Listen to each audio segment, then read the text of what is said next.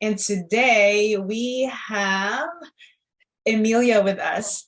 And Emilia, tell us more about who you are, what you do, and who you serve. I'm actually really excited about this topic, but please take it away. Yeah, sure. Thanks so much for having me. So, I am a registered psychotherapist. I specialize in trauma, and I'm the founder of Moon Psychotherapy, which is a psychotherapy practice based out of downtown Toronto. Yeah, and so we work with our primary area of expertise is trauma, but we work with all the areas that are kind of associated with it, or all the difficulties that come with it. So things like anxiety, depression, difficulty with boundaries, which I know we'll be talking about more today, PTSD, addiction, substance use, all that sort of stuff. So we do support folks across the board. Wow. How long have you been in practice for this one specifically? I mean, I'm just curious and would like to go ahead and for those who are living in Toronto, Canada, we'll be able to go ahead and find you where your clinic is located. How long have you been in practice for?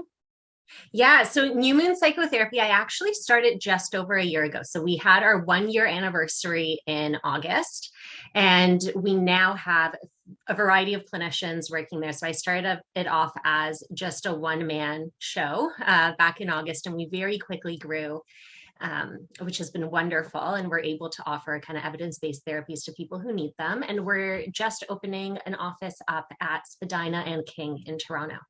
So we're moving out of Liberty Village and into more of the downtown core.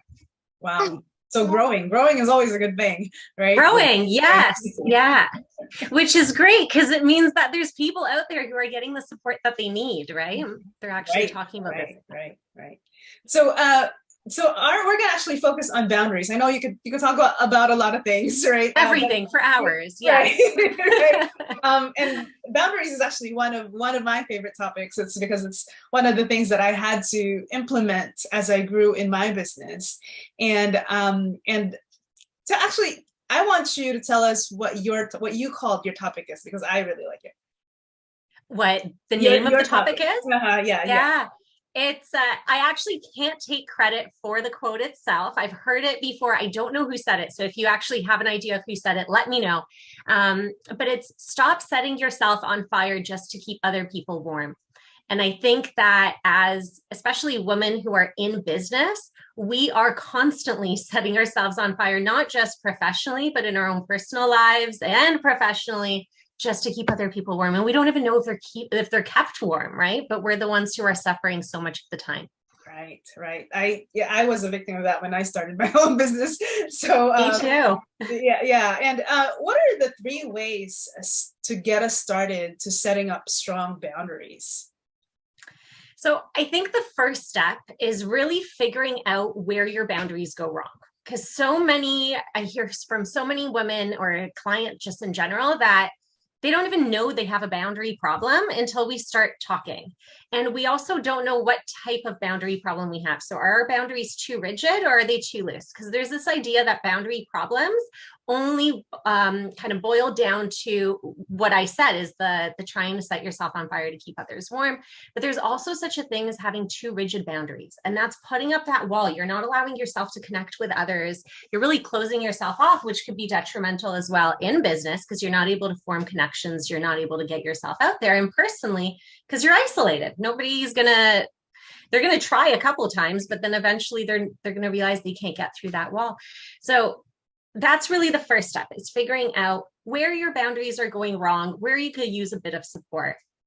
And if that's hard to figure out, then you want to also pay attention to what's coming up for you emotionally. Everybody says, I don't want to feel those difficult emotions, sadness, anger, we want to push those away. We're conditioned to do that. But our emotions are actually messengers. They tell us really important things. And if we stop to listen to them in any given situation, we're going to be able to figure out, is this a situation where a boundary could be helpful? Is this a situation where I'm getting my needs met? If you're in a situation and you notice that at the end of it, you're feeling really sad or you're feeling really angry, well, sadness is telling you that you're actually losing someone or something that's important to you. So maybe it's your time. It's telling you that you're being let down in a way, right? Anger is going to be telling you that you're blocking an important goal or someone's preventing you from getting where you want. You're being threatened, you're being attacked, or maybe you're losing power in some way. And so if you're in a situation where you're doing something and you're doing it thinking it's going to be good for someone, maybe even you might be, our brain does all these cartwheels on us. So you might even be thinking, I'm doing this and it's good for me, but you're leaving that situation, you're feeling sad, or you're in that situation, or you're feeling sad or angry. It's not working, right? Because if you were doing it for you and it was great, you'd be feeling good about it. So one of the ways that I also have folks sometimes do this is write down a list. And I think this is a great activity because it's easy to do for anyone. Write out a list of what you do in a typical day. Pick any day, which is kind of like your average, and write out every single task. Break it down. If it's, I go into work, well, what do you do at work? Chances are you probably start on your computer, you go get a cup of coffee, maybe you chit chat with your coworkers for a little bit, or whatever it is, and break down every single one of those activities and write next to it either an N for nourishing or a D for depleting. And if you've got a lot of the D's instead of the N's, you want to balance those. And that means where you've got the D's is where you need to set up a boundary, because there's something getting in the way of you doing what's nourishing to you, and you're setting yourself on fire and depleting yourself in that process, right? Wow. So that would be the first step. So figuring it out. And then once you've figured it out, you want to challenge the heck out of all of those beliefs that you've got that tell you you don't deserve this boundary, or someone's not going to like you for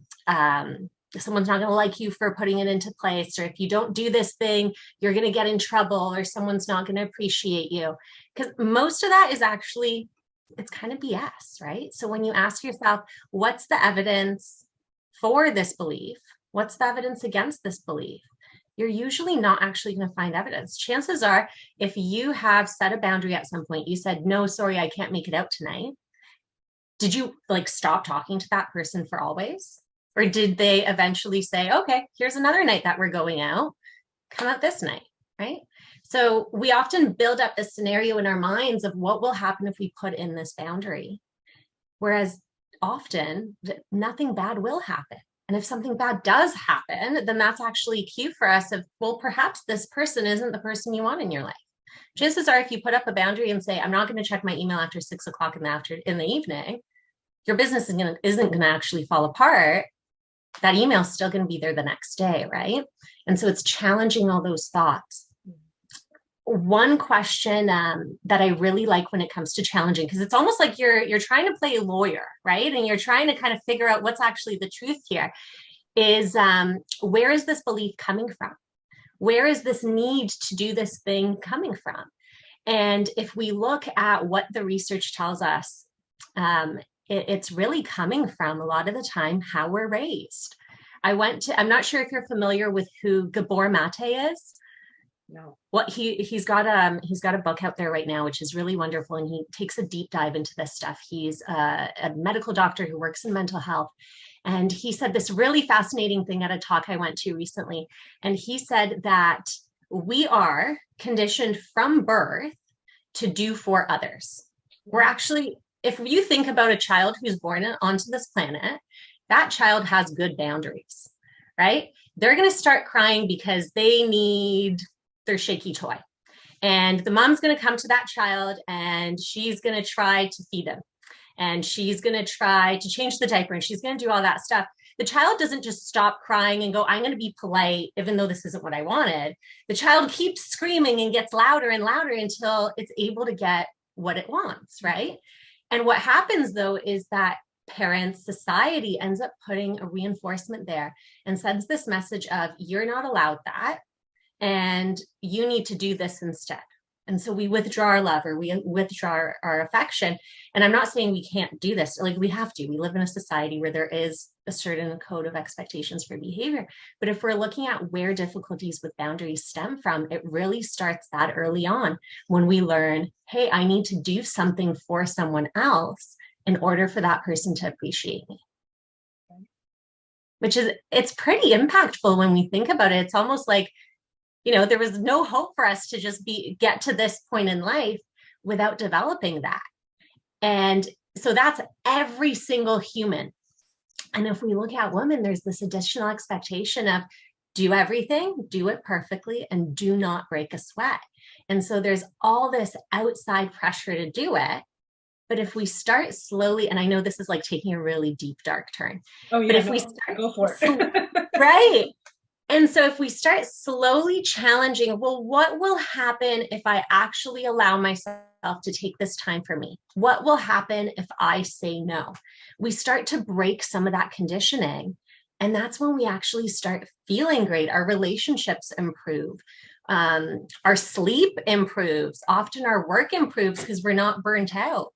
And what emerging research is telling us, it's also our health improves. We're less likely to experience autoimmune difficulties. Cancer risk starts going down. So there's so much that really boils down to this one thing, which is boundaries.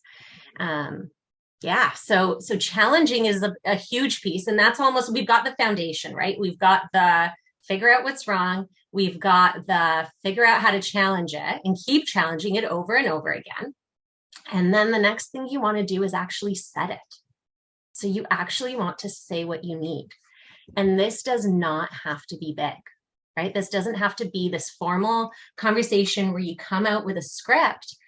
I like the idea of following just a very simple I sentence rule.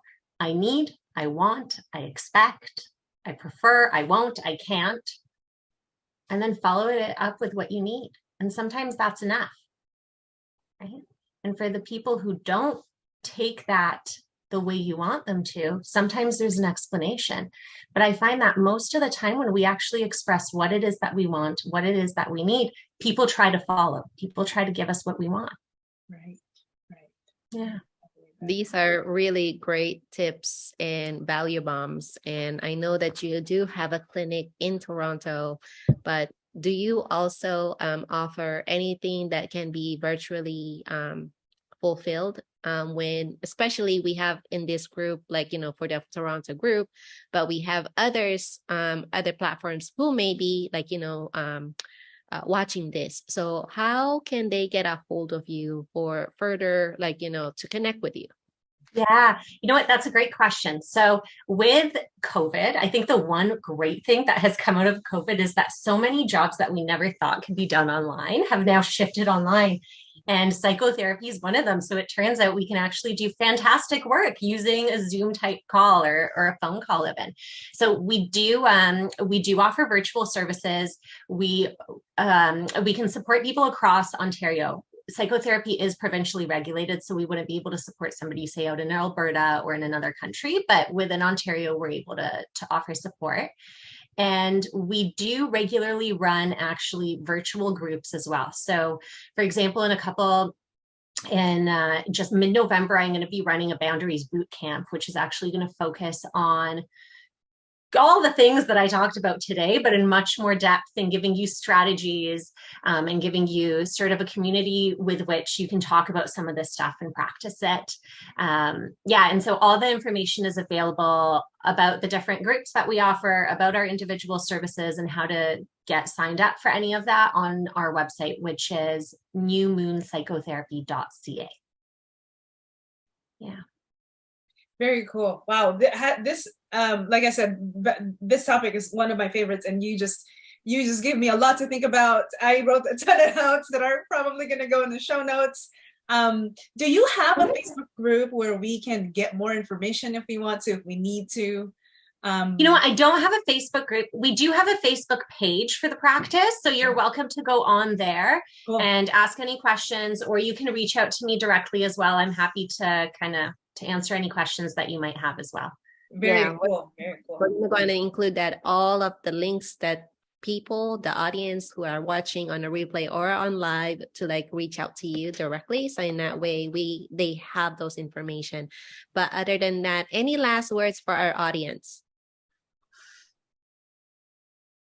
I feel like I always want to say so much at the very end, right? How do you end making it impactful? You know what?